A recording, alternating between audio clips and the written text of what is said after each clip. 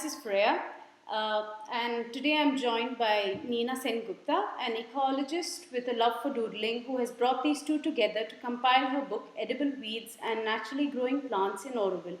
Nina has a master's in ecology and a PhD in wildlife conservation. She lives and works in Auroville, an experimental city of the future located near Pondicherry. Hi Nina, welcome and thank you for joining us today. Considering all the rains and the situation right now in and around Tamil Nadu, would you like to tell us a little bit? I mean, we all hear a lot about it in terms of Chennai, but no one's really talking much about the other parts and the other areas that are also experiencing this extreme rain. So, would you tell us a little bit about what's happening in Pondicherry? How are things in Auroville? How are people dealing with it? How are you dealing with it? Actually, you are right, and one of the really sitting right in the middle of it in Auroville. We are lucky. We are on a top of a plateau, so our waterlogging is in no comparison with to Chennai. Of course, we are not a metro city, so our built-up areas are also less. We haven't taken over the natural wetlands and the natural drainages, and so in those terms, the impact may seem less, but even the basic things, because the news primarily focus on Chennai, probably rightly so, but the very fact that other areas are completely ignored. And in a few days back, when the rain started receding in Chennai, there was a big statement everywhere in all the national news channel that Tamil Nadu is getting dry. It's not Tamil Nadu getting dry. We were getting pounded at that time. With massive rain. Actually, the main deluge probably happened a few days back when Chennai was getting dry. So it was kind of odd. What I faced probably as person sitting here is the lack of information. If you are somebody who is in one of these areas, the first basic thing is that you have no idea in terms of what is happening around you. You have no what's going to happen in terms of the weather forecast so easily, unless you are net connected, which was completely messed up for most of the time. And I feel that Auroville is one thing, but Pondicherry, also many of the places were waterlogged. Actually, a few days back, apparently there was a road blockage, and I obviously haven't personally seen it, but we heard that there was a road blockage, that people were trying to draw attention that they also matter, and they also have needs. There have been no aid and no attention given to them. You go further, places like Kadalur, Panruti, it's primarily rural and rural fringe areas where the issues are very different, but also they have issues. They also have a tremendous problem and tremendous loss already because of the rain. And there has been no, at least media focus. There's been few, of course, individuals have started giving some kind of aid, but is not coordinated, is not directed, and because there is no focus, it's really not kind of in fashion, in want of a better word, unfortunately. And I think when there is entire state is under, at least part of an entire state is under such a deluge, the approach in every section, both in definitely in terms of national media, I would have expected it a little inclusive, and which it hasn't been so far. I think what you're saying makes a lot of sense also, right? Because each area would need different kind of aid. Each area would have different damages that are caused. So the rural areas would have huge amounts of damage in terms of crops. I cannot hear you, Freya. Sorry, is that any better? So, talk something. Is that repeat any the sentence. Better? Can you hear me better now? Yes, now it is better. So I think it's just the connectivity also, so it keeps going and coming, right? I think you yes, guys must be experiencing a lot of connectivity issues and all of that also. Okay, so let's move on and let's try and finish this interview while we still have some amount of connectivity. So Nina, let's start off with maybe you telling us a little bit about yourself, I mean your background and all of that. I think you have told enough that about my background. That was my education background. I have always been interested in Well, I did my master's and I worked for several years before going in for my PhD. And my work has always been in integrating biodiversity conservation with sustainable development options in various parts.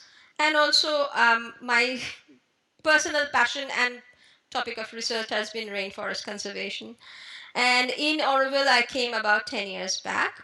And I came actually just about a few months after the tsunami. And so immediately there was a lot of work being done. I had personally coordinated a eco restoration project in the coastline, trying to develop a green belt, not using any trees, but trying to put back some of the species that existed long time back, which is a tropical dry evergreen forest species, which has completely gone off. The entire coast, it is not there except in a few sacred groves. And a lot of these are surviving in Auroville as part of a concerted effort over many years. So we tried to put back some of these species because these are, some of the things that used to grow in these areas, which are not necessarily the mangrove areas, but beyond. And instead of casuarina, instead of other exotic species, we thought that it would be good to have these species back. So it was more a research and experimental basis. It was not a whole lot of area, but we worked with the villages. I worked in this three villages where these were implemented. So that was how my entry to Auroville was, and I haven't left since. And as you know, Auroville is the only ratified UNEP ratified international township in the world. It's very very cosmopolitan. It has people from about 2000. It has people from about 143 different nations. And so mostly you are free to do anything you want, and most people does a lot of different things. So my work as an ecologist is often doing my consultancy outside, but in Auroville I do a multitude of various things. That includes organizing an ecological film festival once a year, also coordinating a film screening along with Marco, another person who is an Aurovillian. We do cyber screening of different kinds of movies of different countries and genre, and so to and also I work with the working group, which is the administrative group um, in Auroville. So I do a multitude of different things, which I do not feel that is not work as an ecologist. I like, even though I did my PhD in wildlife conservation, I like calling myself an ecologist because really it kind of encompasses everything that you need to, and in order to have a more holistic view. And I think that's what I like about it. Yeah. Okay. All right. So I'm going to come back to Orville, but before that, I have one quick question for you on your background. So I came across the term science communication quite a few times when I was reading up about you. What does it mean? I mean, this term seemed quite interesting and mind-boggling. I'm not getting your question. Sorry. Can you hear me now? Yes, now I could hear. Yeah. Great. Okay, so I was wondering, I mean, what the term science communication, what does it mean? I'm complete. What? Which one? Science communication. Yes. Okay. It has been always my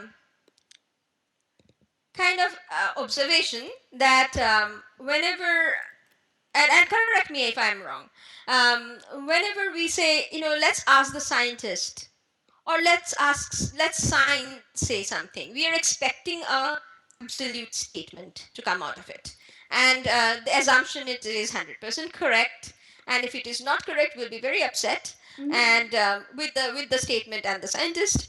But really, science is not about just physics, chemistry, or even biology.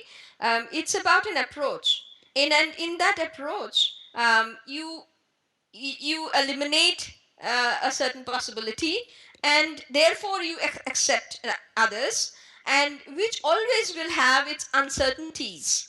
And that uncertainty is the diversity it has. Probably there are 10 different things in nature. Actually, in nature probably there's 100 different things, but you have considered 5 of them in order to arrive at your conclusion. And therefore the those 5 may be exactly operating how you are, but those other 5 or other 10 you have not been able to incorporate in your, say, prediction. They will always they may change, and they may then change the things which you have considered, and therefore your results change. So therefore what you actually um, look for in science, when a statement is made, is not an absolute statement. It's a statement saying that given this is the best we can see at this point. And that that whole sort of uncertainty and diversity that it incorporates in that statement is very important to understand, realize. Often what happens that in order to trying to make things understand and not too technical, quote unquote, though I feel that when you say you cannot talk techniques, it is really a problem with the communicator and not the person who is being communicated. If you cannot communicate your technique to a layman or a person that you need to communicate, it's your communication problem and not anybody else's. So what happens is actually that often, in order to not getting into the techniques, a statement is made which is very it doesn't have those it's a kind of a blanket absolutist statement which really doesn't hold for very long. And I find it a little um, concerning, because when as an adult says, I'm not a nuclear physicist, but if a nuclear physicist is talking to me and saying that, okay, here is an ecologist, what she will understand, and therefore I'll just water it down my statement and make a statement. I think not allowing me the ability to understand the complexity, and therefore putting it in a very easy way at the same time with all this complexity that the nuclear physicist could have done. By not doing so, it's a bit of patronizing attitude. You're not treating somebody as adult or somebody can understand, and therefore are you watering it down for you. I always find that the science communication has to be when you make the communication, it is up to the communicator to give it accurate information. Now, your effort should be make it as simple, as digestible, as easily understandable, but you at least you don't water it down. You offer it that way, and then you leave it up to the person whether they want to get into the more complex issues, or they just want to keep read a overall statement and be happy with it. In context to my book, for example, you have noticed that each and every drawing has a scale. Okay. And those scales are variable. Now, how many people are really maybe interested in scale? So I was, also advised when I was saying that, you can drop the scale. Why, But to me, if I'm giving a book, okay, which is a fun book, somebody would color. But if somebody is enthused enough to say, okay, look at that, there's a weed growing out of my on my parking lot. I can, maybe it looks similar to the one in the book. Does it, is it the same size? It is the same. Somebody should be able to find that out from there itself if they want, because sometimes the scales are even different for the flower and the rest of the, so that the flower, if you really pay attention, you say that, okay, the flower, this flower should be minuscule, not a huge one. So if I'm looking at a large one, this is not it. So this basic conclusion that the people can draw, and maybe very few people will draw, maybe very few people will get to that, but at least from my end, I have communicated that, and it is available to be used, and for me that is important. Well, that makes a lot of sense. I think it also, I completely agree with you on the patronizing bit and giving people information and helping them figure it out. I think that's a nice thing, and that's one thing your book does really well. Actually, it gives a lot of information about each plant and weed listed there. So I'm going to move on to my next question. I mean, you let me know if you can't hear me. But okay. Okay, so your book. So I mean, we're talking about your book now, and your book is themed on edible weeds. That are found in and around Auroville. Would you like to share a little bit about? I mean, why did you pick up this particular topic? How does Auroville fit into the whole thing? So why did you not just pick up, edible weeds in South India or edible weeds in India or maybe even in the world? Why did you choose to do Auroville? How does Auroville fit into the whole book? Okay. Just by a simple answer would be just by my location. And to be honest, the book can easily be called edible weeds, pantropical, because really the weeds that are featured in the book are available all over South India, all over India, and all over the tropics. And in some of them are even available in the subtropics. You can find in the subtropical areas of, like, for example, you can find in the tropical US, you definitely find in the tropical Africa. Many of them are actually African origin. Even some of them which are traditionally used in India have origin in other continents. So the book could have been called edible weeds and naturally growing plants, period. But by giving it a context, gives me the ability that why I chose this, because for example, what you call is mantakali, which is a nightshade species, which is a lot eaten in southern India. The same plants are, it grows elsewhere in the north. It is not as much used. So by contextualizing it in around me, it kind of gives me an ability that this is from the variety that is available here. I chose to put these because of course there is no end to it in a way. How I have chosen the 40 species is actually 20 of them are locally very well known.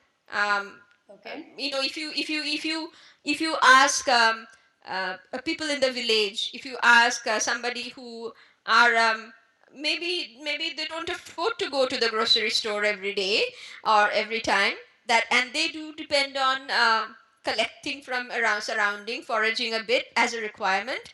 Many of them actually remembers, use, and knows these plants. Several of them, like Mantakali, and there is Ponnangani, which is a alternanthera species, that comes to the market. You get to buy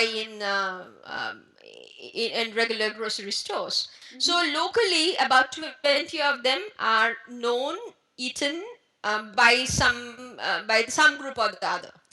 Whereas the 20 others are, some of them are locally very popular elsewhere in India, but not. So it goes both ways. So maybe there is a colocasia, for example, even the lily, water lily. It's not so much used. It's not so much eaten here, but it is eaten elsewhere in India quite a lot. And of those 20, a few I have them included, which are not locally, not necessarily even known as edible in India, but they're very, very edible, and they are, there have been research on it. There are people around in the world, they eat it, but we don't eat it because to us, they are just weeds. We haven't really got into eating them. So 20 of them are a mixture of those that are popular elsewhere and those that are not even known that as edible in India as a practice.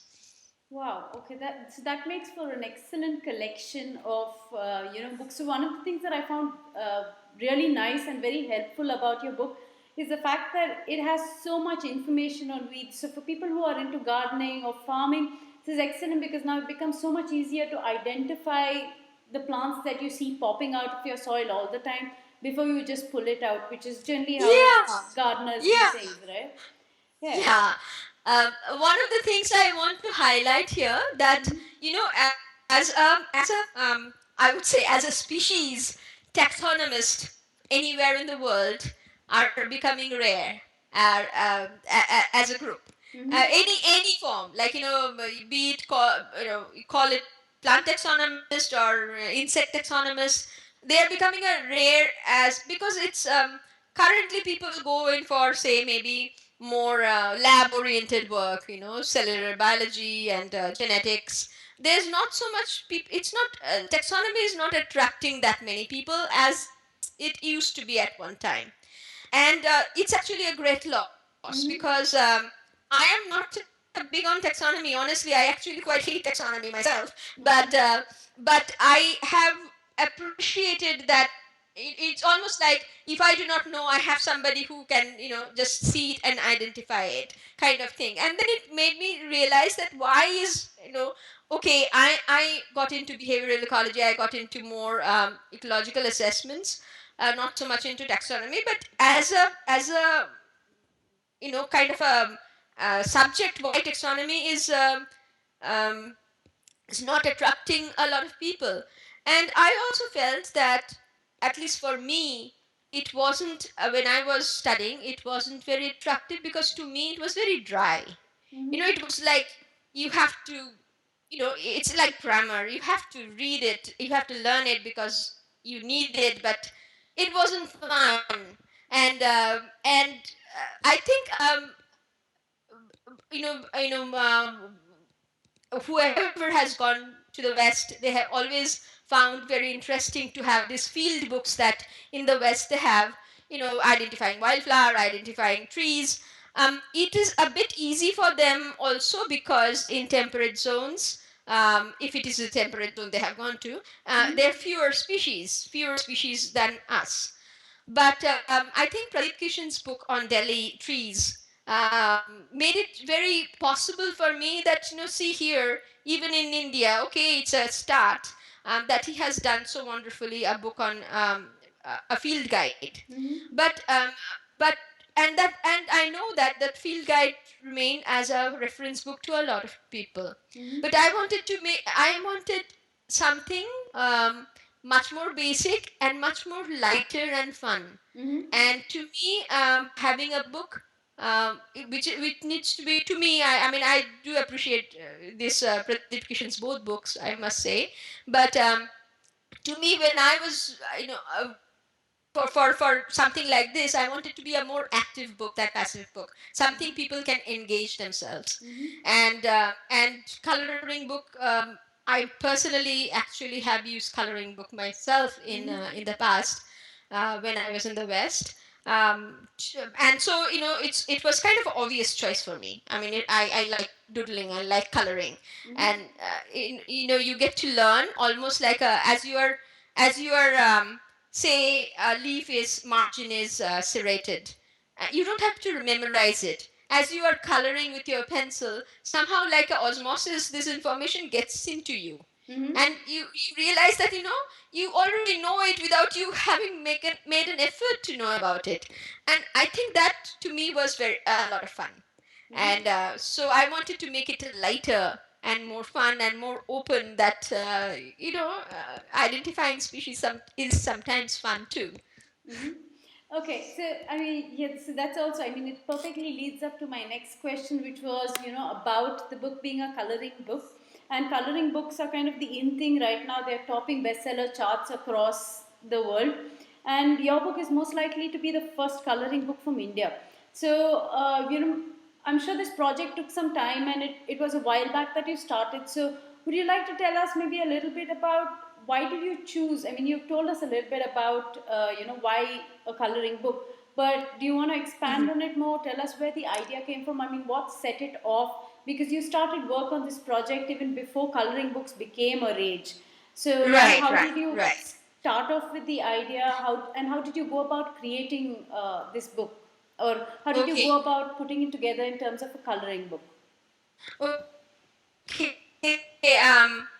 Actually, I have personally used coloring book. It's available in the West. Now there's a big rage on coloring book. It wasn't a big rage thing before.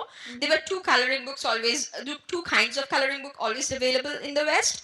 One is this mandalas and pattern type, and the other one was a bit of information type, like cell structure, anatomy, and common plant kind of book. These are usually very simple, cheap productions, and I do not. It actually those patterns and mandalas, they were not that popular. The popular were these other things, because I remember I went to a genetic class, and the professor, to me it struck me, because in India there's a lot of emphasis on memorizing. You have to know, you just get to know, you learn about those. Here the professor told, oh, you need to know these basics, but maybe get yourself a coloring book or something. And it was a passing statement, and it was told to the whole class and not just to me. But it kind of jumped out at me that, whoa, a coloring book, and there you go. It somehow mainstreamed my this other passion into my studies. So there I go, I went to the nearest bookshop I could, as fast as I could. And yes, there were books on like uh, cell structure, this that, and I had gotten them, a couple of them, and as what I was telling you before, that as part of my coloring, which was immense fun, I realized that I got to memorize a lot of them without having to you know really um, do a lot of hard work for it. It was kind of naturally I was learning, and it was a lot of fun. So that remained with me. Even I picked up later coloring books on topics that was not even my subject, and I had nothing to do with it, but they were available, and so I used to, when I could afford, I could, actually I used to observe if they were on sale or something, and I would go and pick up. And I kind of it became interest, but then I had lost touch with it, and over the time that finishing my own study, and coming back and all that. And when I was looking at one of the things that came out, why weed is another question. Where I live in Auroville, it's a very wooded area. And right next to my house there are plenty of plants and beautiful tiny little flowers. And I think this is not me, and it has nothing to do with me as an ecologist. I think everybody at some point has looked at this wonderful flowers around them, very tiny little entities, and wondered, oh, how pretty it is, but they are weeds. So that wonder, I think it's very universal. And I think I also wondered, like, no, come on, like, look at that, how pretty they are. And at some point I decided, okay, let me find out what's its name. And then then the next and the next. And it turned out to be a whole wonderful treasure trove of plants around me. And I wanted to, when I was discovering this for myself, I wanted to communicate. To me, because I was having so much fun, because it was coming from my sense of wonder, I wanted, in a form of communication which will also be a fun to the person who was receiving it. And barring the way of somebody comes with me walking along and who is equally interested, maybe it would have gotten to that stage. But it wasn't for everybody. So I thought of actually coloring book, because I remembered the feeling I had coloring them. And amongst doing, in between doing many things in Norwell, I just had applied for a grant and almost forgot about it. And when I got called for a review, and I thought, okay, and it was like 8 months or 6 to 8 months after that I had applied. So, and because it was not something I was focusing on, it was not even in my radar anymore. So they said, okay, can you show us an example? And I told them, no, actually, I had tried. For me, at that point, I didn't realize that there was no coloring book in India. When they called me for a review, I tried a coloring book to take it as an example. And I looked everywhere online in the bookstores, and I couldn't find a coloring book that is produced in India. And so I was still not very sure that it wasn't there available in India. But I went and told them that, see, I couldn't find a book. So they said, okay, can you show us the drawings? So I said, okay, you can only see the drawings after it is funded, and you let me do the project. So I don't have any drawings. So they said, okay, uh, do you have any prototype that you can show how the book will? And basically I told them, just take a leap of faith. Because it was all in my head, and there was nothing I could I could show, and lo and behold, that they said, okay, Wow, okay. why don't you go ahead and do it? So that's how it started. And only when we were actually in the pre-production stage, when all the drawings were done, we were figuring out the last bit, doing the looking at the draft, um, had again checked whether there are other coloring books, and then realized that there were so many articles by then been written about adult coloring books, and which I agree to all of them, of course. And you realize that, if you notice, that those are primarily the ones which are very meditative patterns and mandalas, and not so much the informative ones, the ones which are coming from the West, which are now beautiful productions and all that. And now I have a theory, and I do not know if that is true. In the West, both these type exist. Now that coloring book has gotten attention, it is much easier to make a nicer production of the nicer drawings than the one which actually would require you to re-research and update the information. The informative one will take time, but I'm sure they would come also. They will not be the cheaper production, but also the wonderful productions that are coming right now. So to me, actually, in a way, this is always a dual purpose. Both the fun part and the meditative part. I was very happy to see your blog where you wrote that everybody had nobody had looked at the reference coloring, and they colored on themselves. At some point, the coloring bit has to be that it is coming from your sense of creativity. And somebody asked, oh, I really cannot draw very well. I said, okay, if you cannot draw, doesn't have to be exact color, draw your leaves purple, sprinkle them with glitters. It doesn't matter how your the drawing would come. But I this book, to me, I'm happy, at least. Maybe others would think it's overload. Also gives this information that at the end of it, after having all the fun, if you want to also sit back and say, hey, let me see what this plant actually do, you can. You can. So, so there is I consider it as a bonus, that you also have the information bit. Yes, I think it works beautifully, right? Because you can create something that, or make it the way you want it to be, and you Yeah. could at any point in time go back and see what it really does look like. So, Yes. Yes. yes. Okay. Now, just before this, you were talking about the project of actually publishing this book, and Edible Weeds and Naturally Growing Plants is your first publication project. So, would you tell us a little bit about it? You're a first-time author. What was it like to kind of? I mean, you talked about the ideation and approaching and getting a grant. But once you got your grant, how did you go about it? So, how did it become, from an idea to a published piece? What were some of your learnings that there? was a ton of learning process.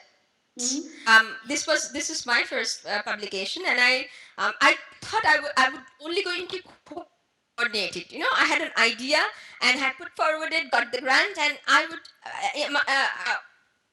on top of doing the other things, from time to time I'll just delve into that, coordinate that. I'm good in coordinating. So I thought I'll do that. I had a good botanist on board. I had a good artist on board. And so I don't have to do much. And in between, because I also like drawing, I don't consider myself an artist. I never learned drawing, but I can if I put my mind and time to it. I thought, maybe a couple of drawings I'll do. We have an artist, but one or two out of the 40, 50 I'll have. I'll do. And other than that, my role I saw as a coordinator. And there are very good press in Auroville. There are very good papers in Auroville. I thought that I don't need to worry about anything. And that was such a misconception. because because as soon as I got the grant, the botanist who was on board said that, oh, how wonderful, but I got an opportunity to do my PhD, and he moved out. So so he was gone. And so then the artist who actually immensely, I mean, come on, I mean, she had really wonderfully come up with a lot of drawings in a very short time. But she had, at that point, at the time that we got the grant, we were already we got the grant sometime around December, and we were told that we had only 3 months, even though the project was planned to be about 8 months project. So already in your mind you have a very little time, and she was supposed to go for a holiday for a month. So there you go. And a month goes, and another artist who was volunteering also, he was supposed to go out when this lead artist would come back. So it was like a complete mayhem. And I considered, okay, maybe I just shouldn't do it, because which mean I knew that, which means I had to do a lot of groundwork myself. I didn't know whether I was up to it in terms of time and my commitment towards it. Then I thought, there are quite a few of my friends said that, come on, go ahead and do it. Don't be lazy. Laziness was not my worry. I was worried that whether we'll be able to finish in time. So I basically and I ended up doing the work of the botanist, which figuring out and selecting the plants. I had about a list of 60, and from that about actually a list of beyond 60, from which 60 were drawn.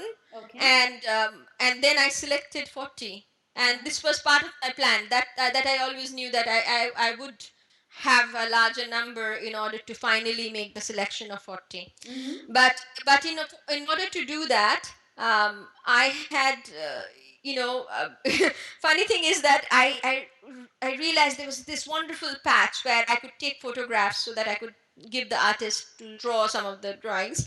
And the next day I went back, and the gardener was completely erasing, shaving this whole place up. And I was so shocked.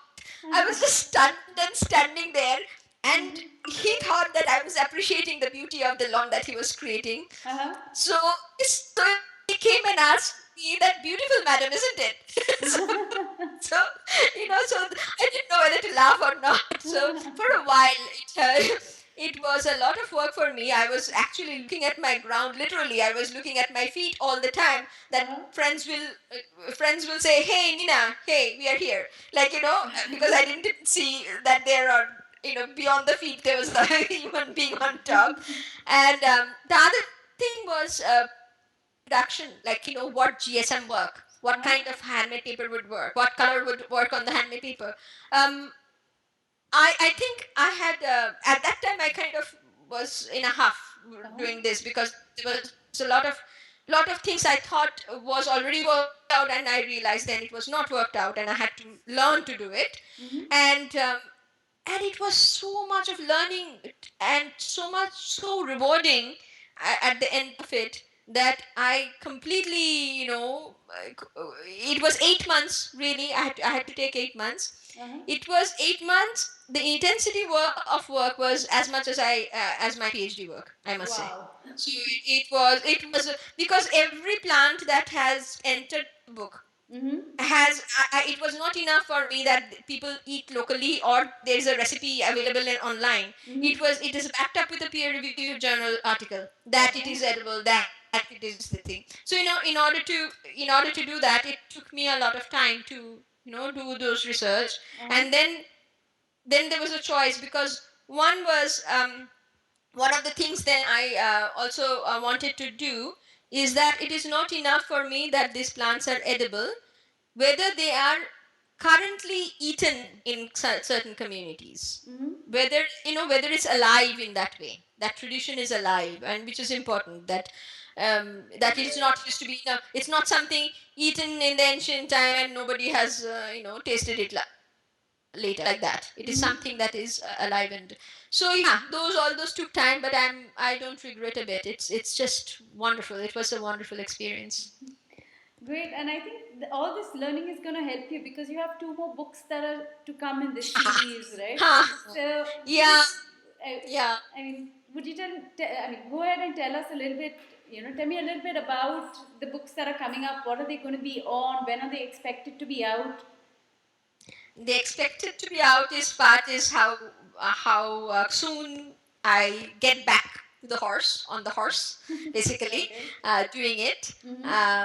So I think I'm an incorrigible optimist, and therefore uh, overshoot myself by committing to three upfront, Uh-huh. which which while doing the first one, I thought, why on the earth have I told that? But Okay. at the end of it, when it came out, and I thought it's not a bad idea. One of the Mm-hmm. things that you must you notice that it's edible. All the plants that are in the list, they're all 100% medicinal. Okay. And there are two kinds of medicinal weeds I have found. I have, in my category. One is only medicinal, and the other is medicinal and edible. So Mm-hmm. here, what I have in the list are all medicinal and edible. Okay. And but I didn't at all talk about the medicinal bit. Mm-hmm. Why? Because as soon as you call something medicinal, at least in India, where there's a huge, great tradition of Ayurvedic, Unani, Siddha, you name it, Mm-hmm. um, people immediately say, "Oh, this is for coughs and cold, and this is for this and that." But what is lost in that, as far as the edible weeds are concerned, that you don't need to use them as medicinal plants. You can incorporate in your diet. That way you don't need to use them as medicines at all. Mm-hmm. And somehow, as soon as you call something, label something medicinal, somehow it kind of goes away from our platter, in our mind. It kind of becomes as kind of a medicine. And Mm-hmm. whereas there's a problem with that too, because in all the traditional medicines that are based on plants, usually it should be recommended to you as you for the specific problem and you as an individual. Like, you have to take it, heat it up in the morning, or you have to take it 1 teaspoon or 3 teaspoon. It depends on you, and it depends on the Ayurvedic practitioner or the traditional medicine Siddha practitioner to tell you. The risk of just telling it, oh, medicinal, and I just go and get some capsules and pills, it's kind of a little, um, it doesn't work that way, I think. Mm-hmm. But but so, and hence in the first book I had avoided all those that are purely medicinal, and I Mm-hmm. have avoided telling that these are also medicinal, but they are. Mm-hmm. So my next book, I think, will be on the ones uh, which are medicinal Okay. and not necessarily edible, but maybe there'll be some which are medicinal and edible. But I will highlight there the medicinal part of that, Uh-huh. medicinal part of the character, with a big disclaimer that just because it's a medicinal, you don't pick up and eat them, Mm-hmm. or if you even if you find them in the in your groceries or in your that they are being sold as capsules. One of the things that in even the edible books, the one which just came out, you realize that how many of them are now being sold in little capsule dried up, Yes. and people buy them and eat them, whereas which is great that they are available and great that it is accessible, but these things are so commonly found, and their potential, and their potential as whatever they are supposed to in a macronutrient is much more when they're fresh. For most of them, dried up is already you know a, a form that you need not, if you have the choice of doing it otherwise. So I think the second one would be medicinal, Okay. but weeds again. The third one, I'm not very sure, because because I'm an ecologist and not a plant ecologist only. My interest goes into, I was thinking maybe I should do one on lizard, but instead of lizards, the original idea that I will do the third one um, on TDEF, which I had talked to you briefly about, the tropical dry evergreen forest species. That the tropical dry evergreen forest existed in along the Coromandel coasts, in long time back, thousands of years back. Okay. It is not there anymore, and now that the coastline is devoid of this vegetation, the culture that comes with that, having the trees around, having this vegetation around, has also been dwindled. When we went to do the eco restoration and we wanted trees, people in the coastal communities didn't want trees because they didn't have any tradition and culture left of being with the trees. And so, our ecology also built our tradition and also built our language with those tradition. And somehow I feel that Auroville has been a great repository of this. Um, it's a great arboretum and repository of these species. It has collected the species, and these species are thriving in Auroville for a long time. And now, several of the projects beyond Auroville has used Auroville as a source to actually have these plants and species re-established. Um, and So my third book will probably be the ones which are kind of edible fruits and beautiful flowers, because there, in a forest there are trees which are not just this, and in a lot of ways, but uh, some of the TDEF species, maybe I'll do the third one, and then if I have energy I can do the lizard, or maybe I do not know. Right now I do not know about the third one for sure. Okay. Yeah, I mean, you could also, I mean, I'm thinking you could do an entire new series on all the little animals that you find in and around the garden. Because, I mean, now that Yes. I do a little bit of gardening these days, and I'm amazed by the life I find in there. It's not just my plants, there are spiders, grasshoppers, there are Oh lizards, yeah. and it's an Oh entire yeah. beautiful ecosystem, right? So, yes, Yes, that's yes, been and they a. are so interesting.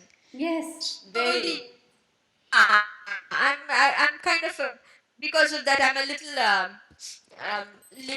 not sure about the third one. But where I live, I have a lot of not only a multitude of lizards, um, beautiful butterflies around, and I have also quite a few snakes. And again, I'm kind of drawn to snakes because there's so much of misconception about the poor snakes, that one feels that maybe I should do on snakes, but there are lots of books, lots of great books on snakes. But again, coloring books, I think, and a fewer species kind of draws your attention to it.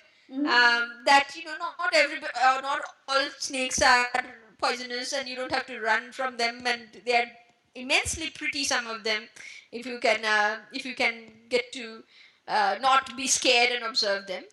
But yeah, so there's plenty to do. Let's see how things pans out, because there are so many interesting to do in this things to do around for us to see how. And also, one of the things that I'm looking for is our distribution from Auroville is very limited. the books get sold in two bookstores in Auroville, and also in online in auroville.com, which is not much, but at the same time, it is something. I want to see what kind of responses people have to this, because it's not, when you are communicating, I can be very elated by my knowledge of, by my wonder and list, and I can share with my friends. But when you are making it a book and sending it out, you're doing with the intention of communication. Yes. And one of the reasons that I really appreciate your feedback and review, because these actually what feeds, you realize that, okay, is it um, because it's a theory, no, for as far as I'm concerned, based on me, that okay, people will enjoy it, but Yes. whether people actually enjoys it or not, how was their experience, are very important thing to get a feedback on. So I'm kind of waiting on the second one a little, even though I think I'm definitely going to go ahead and do the second one. um it's to get those feels, just to take it out, maybe change a few things or maybe not, and add a few things based on that. Excellent. I Yeah. mean, all the best for your books coming up, Nina. I'm going to be looking forward and waiting to see them. Uh, okay, before we kind of wind up, I have one quick little question for you because, I mean, out of all these 40 plants that you have, I kind of got curious as to which was your favorite plant, which is the one that you enjoyed drawing the most, or which is the one that you like eating the most. Okay, enjoyed drawing the most. You realize that I didn't draw most of it, Yes, most of them. but But maybe from the ones you did. from what the what I was most proud of, actually, is the one which you did not put in your website. It's the little yellow band. um, See the Okay. so the little yellow band which comes on top, Uh-huh. which was actually our ploy of not using plastic, and yet not making the book easily openable, something, and tell that there is a colored insert inside and all that. um, but it has a drawing, it has a rendition of a, it's a graphic drawing of a leaf. It's Uh-huh. actually a drawing of a weed which doesn't come inside the book, Okay. um, because it's a medicinal plant, and not necessarily edible, not, you don't cook it and eat it, Uh-huh. but it is the only medication that I have known that treats liver Okay. problem. And our popular medicine Live 52 has it. There are other medications, both in the in doesn't matter which stream of medication you are following, both allopathic, homeopathic. This is the weed, the wonder weed. It's Phyllanthus urinaria or Phyllanthus amorus. There are two kinds. So it's amla variety. It's a of the same family as amla, Okay. but this comes this tiny little weed with this little balls hanging from underneath the leaf, Uh-huh. and they are everywhere. And really, not just in Orwell. I have seen them absolutely everywhere. So this is something, to me, when I realized that they are everywhere, and honestly, until I was doing the book, I didn't notice them everywhere. But now that I notice them everywhere, and I think, wow, like, isn't that something absolutely wonderful? The only medication that we know, and we know, uh, we strive for having a good liver, is right next to us, in this. And many people who knows it, what they do is they just nip a little, leaf, Uh-huh. and they chew it. So that's what they do. So I was very proud putting that on that band. Wow. Okay. so Right. I'm a foodie, and you cannot ask me about which one I like most, because I like many, and several of them. I That was the first time, as part of my book, I cooked and eaten for the first Uh-huh. time, and then I did my own twist in some of them, recipes, and oh, they were very good. I must say. So yeah, most of them are very good. Awesome. So Okay. don't ask me to choose there. That will be the hard one. Okay, we'll let you go on that one. I mean, I won't push that one, but I loved your answer because I mean, of all, so you know, when I put together this question and I thought I would ask you, I went through the book and I kept wondering which one you would choose. I Can't hear didn't your think last of part. the What? band What? at all. Can't So, hear. yes, that was a nice surprise. Okay, before we kind of close, Nina, would you like to quickly tell everyone how they can find? So, you did mention this before, but can you quickly tell people where they can find a copy of the book if they'd like to get one and how they can get a copy? The only thing I could hear is a garbled voice of copy of the book. Sorry, okay, Are let you me. asking? Are you asking where the copy of the book is Yes. found? If one, okay. Yes. There are two bookstores in Auroville. Mm-hmm. Freeland bookstore and at the visitor center there is a bookstore. So if anybody is coming to Auroville, they can pick up from there. Okay. Otherwise, like Amazon.com, there is something called Auroville.com, which you have put it in your website. Mm-hmm. Also, they also have it. So if somebody wants to buy them online, they can. Okay. And we are trying to see if there are, say again, because we are such a small in terms of distribution. We are trying to see if there are bookstores and around, niche bookstores, small bookstores, and basically this lifestyle kind of stores Mm-hmm. around the country would like to have them. Okay. In one of such venture that I had gone to Secunderabad. I went to our sacred place and we it there in the city, and which was actually immensely it was wonderful because for me it was wonderful because I get to interact with the people themselves, Mm-hmm. and for the people because they have a book in front. But I haven't really made those connections. Haven't spent that time to make those connections for other cities. Mm-hmm. I'm sure if that comes up, that would be another option. But right now, online, if you're out of and if you come to in town, after all this mayhem of weather is over, then it's available in Orville bookstores. Great. Okay, so yes, I will make sure I put in a link of where the book is available so people can find it even through our talk here today. Thank you so much for joining me, Nina. It was so much fun. I mean, I got such or so much more of an insight into your book and the writing. It was a lot of fun talking to you today. Thank you so much for joining me. And like I said before, all the best for your future books and this book too. Thank you, Priya.